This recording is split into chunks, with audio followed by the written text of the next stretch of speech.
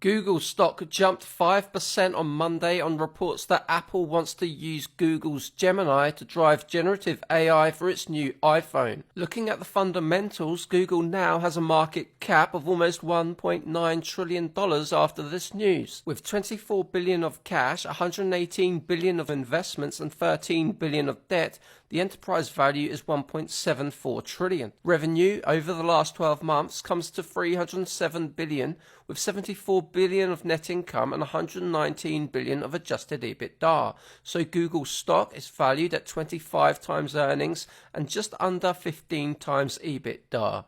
This wouldn't be the first time that Apple has joined forces with Google.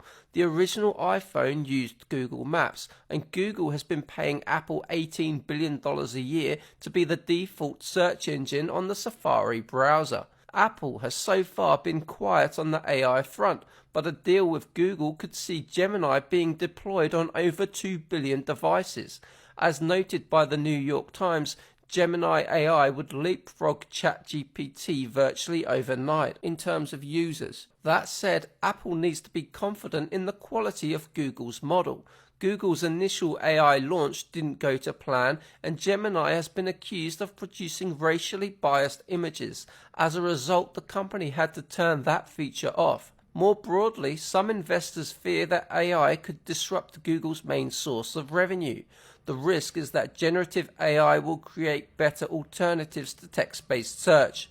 That would be a problem for Google, since the company still derives 57% of its revenue from search-based advertising. But there isn't much evidence that users are turning away from Google search, as Google's revenues continue to increase, and Google has plenty of other ways to generate growth.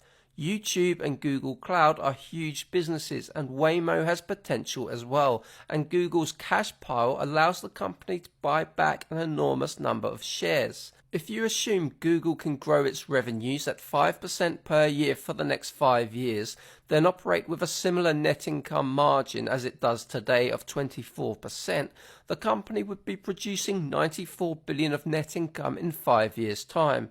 Apply a 25 times multiple and the valuation comes to $2.35 trillion.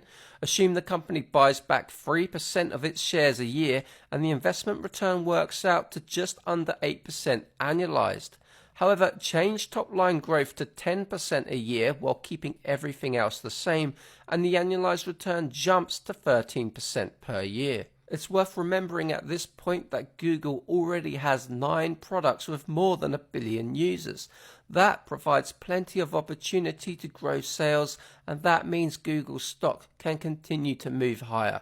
But these are my personal opinions, not financial advice, and I do own shares in Google. For more investing videos, make sure to visit my website at 3minutebreakdowns.com. Thank you for watching.